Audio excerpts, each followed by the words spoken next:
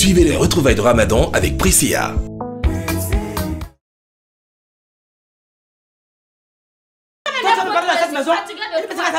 Moi je suis fatigué plus que toi. Ah mais j'ai dit tu dis 10. Je suis fatigué. On est fatigué. Tu nous fatigues. Tu fatigues mes enfants. Tu n'étais pas comme ça avant quand tu venais dans cette maison. Je t'ai nourri, je t'ai blanchi. Tu ne valais même pas le poids d'un moustique. Regarde-moi ça. C'est normal. N'importe quoi. Tu penses quoi? J'allais mal dans cette maison. Je suis fatigué. Assalamu alaikum. Tu n'as pas appelé, tu n'es pas garçon.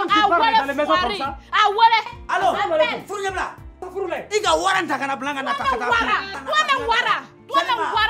C'est les hommes qui parlent comme ça, on dirait les animaux de brousse. Isaka, ta femme il a parlé quoi? C'est elle qui a de m'écouter. Ne n'est qu'elle frou et non le contraire. Ma femme, ton mari il a parlé quoi? Demande-lui. Mais toi tu parles, ton mari, ta femme il t'écoute pas, ton mari, ton femme aussi il parle là. Vous ne vous comprenez pas. Je suis fatigué, Kaba. Ce que tu es en train de faire là, c'est zéro, Kaba. Kaba, je suis fatigué. Je suis fatigué. Parce que voilà le mec là, amenez où nous sommes le bon bourgeois. C'est pour nourrir ta famille. C'est pour nourrir ta famille. Je m'en vais. Si jamais tu vas monter ici là, il faut couper ça. Péo, c'est fini. C'est le premier des dernières fois que tu me vois encore ici. Kaba, il faut couper. Alhamdulillah. C'est ce que moi-même j'ai cherché. Bon débarras. Tara, amène-moi. Malheureux. C'est toi qui as envoyé ça. Pendant le Ramadan, partagez, savourez, vivez fruité. Priscilla, vivez un Ramadan fruité. أعوذ بالله السميع العليم من الشيطان الرجيم بسم الله والصلاة والسلام على رسول الله. Alors chers aimables téléspectateurs, nous devons comprendre que monsieur et madame sont les piliers centraux de la famille. La femme a son rôle important, l'homme a son rôle important.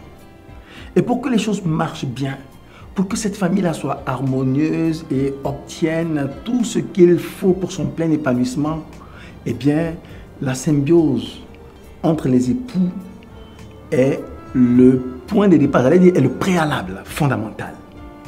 Et en cela, il faut une bonne communication. Et la bonne communication dans le foyer est comparable à la bonne circulation du sang dans l'organisme. Alors, si on ne s'écoute pas, c'est sûr qu'on ne se comprendra pas.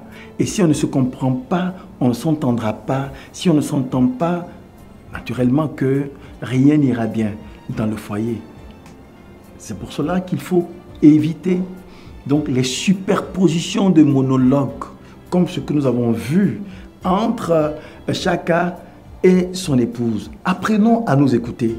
Prenons la peine de faire attention à ce que dit notre interlocuteur ou notre interlocutrice, parce que le plus important n'est pas que nous ayons raison, mais c'est que nous sachions où se trouve la raison. Elle peut être du côté de madame comme du côté de monsieur. Les enfants nous regardent et nous avons un défi important à relever, c'est de leur montrer le bon exemple. Que le Seigneur nous assiste et nous accorde une bonne suite de Ramadan.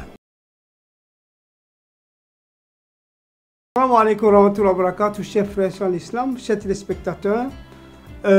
Nous avions dit qu'il fallait consommer des légumes et des fruits en quantité importante parce que de toutes les façons, les légumes surtout ne nous apportent pas d'énergie supplémentaire, ça nous apporte beaucoup de fruits, beaucoup de fibres, ça nous apporte beaucoup de vitamines, beaucoup de sels minéraux qui sont bons pour le bon fonctionnement de notre organisme, de nos organes, n'est-ce pas? Et les légumes, les fruits, c'est pareil, il faut manger les fruits tant que faire se peut, parce qu'il y a des gens qui ont tendance à dire « Ah oui, on me dit de ne pas manger des fruits parce que je serai diabétique ». Cela dépend justement de quelle quantité de fruits vous allez manger, évidemment. Si éventuellement vous avez un problème de diabète, ça veut dire que vous avez un problème de santé, et ce problème de santé-là, justement, doit être pris en compte en fonction de ce que nous faisons. Mais cela ne veut pas forcément dire qu'on ne doit pas manger de fruits du tout quand on est diabétique. Je ne crois pas. Et cela est une mauvaise information. Vous pouvez manger des fruits, mais en réduisant les quantités quand on est diabétique. Mais les légumes et les fruits doivent faire partie de notre alimentation de tous les jours. Et comme je vous le disais, ça nous apporte tous les éléments qui nous permettent, n'est-ce pas, le bon fonctionnement de notre organisme. Et donc, il ne faut pas nous en passer, c'est important pour nous.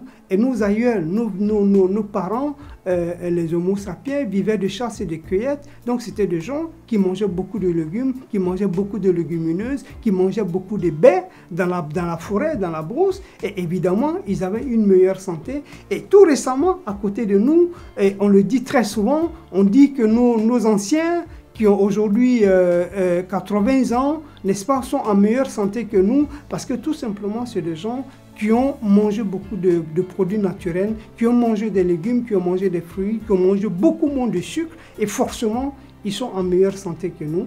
Et donc, moi, je pense qu'il faut qu'on revienne aux fondamentaux et qu'on apprenne de bonnes habitudes pour pouvoir être en meilleure santé. Salam alaikum wa rahmatullah wa barakatuh.